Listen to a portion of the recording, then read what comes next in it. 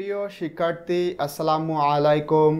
আজকের এই ক্লাসে আমরা ষষ্ঠ শ্রেণীর ইংরাজি বইয়ের চ্যাপ্টার 7.7 নিয়ে আলোচনা করব।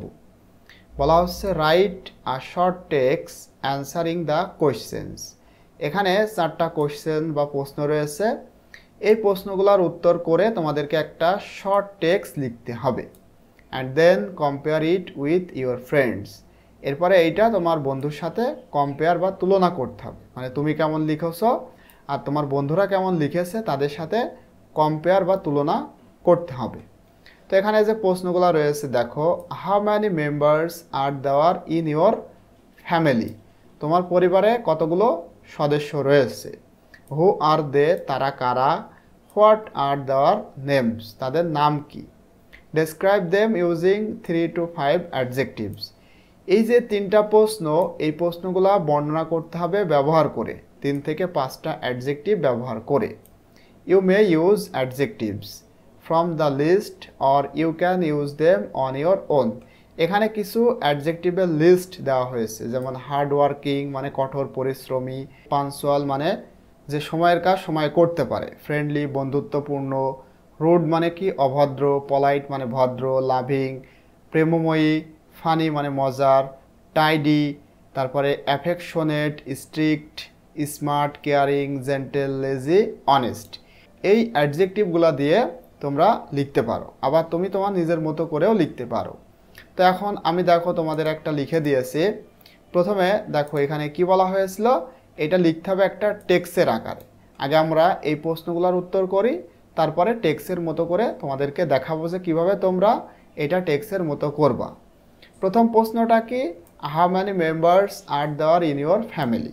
তার মানে মাই ফ্যামিলি সম্পর্কে তোমাদেরকে লিখতে বলা হচ্ছে। এই যে মাই ফ্যামিলি, এইটা সম্পর্কে তোমাদেরকে লিখতে বলা হচ্ছে।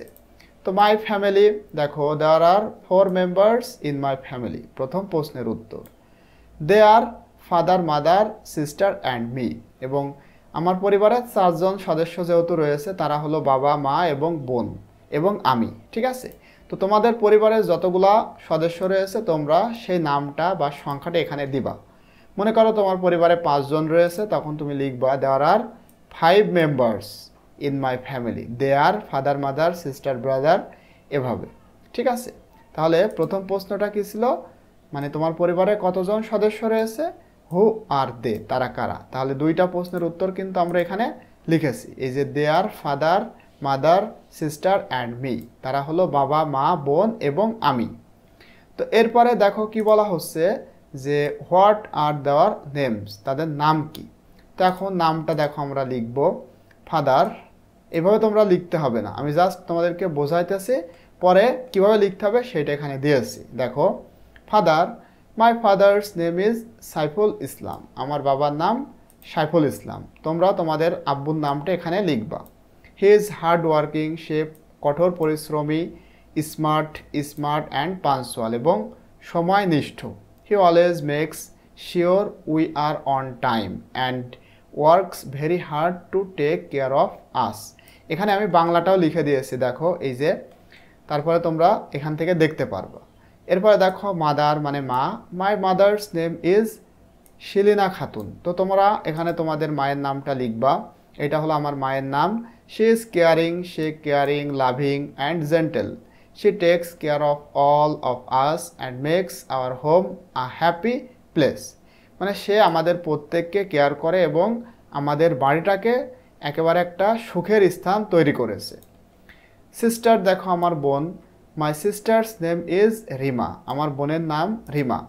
মানে আমি তোমাদেরকে জাস্ট বোঝানোর জন্য দিয়েছি, তোমরা তোমাদের বোনের নামটা এখানে লিখবা।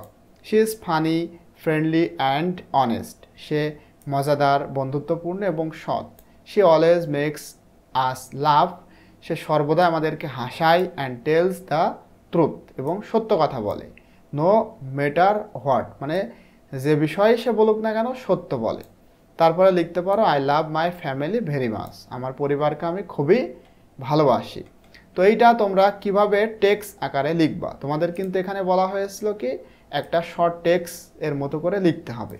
তো তখন তোমরা কি করতে পারো, এভাবে একত্রে লিখতে পারো। মাই ফ্যামিলি উপরে এইভাবে টাইটেলটা লিখে একটা প্যারাগ্রাফ মতো এই যে এইটা এইভাবে তোমরা লিখবা। এখানে আমি বাংলাটা লিখে দিয়েছি, দেখো তোমরা একটু বাংলাটা দেখে নাও, তাহলে আরও ভালো করে বুঝতে পারবা।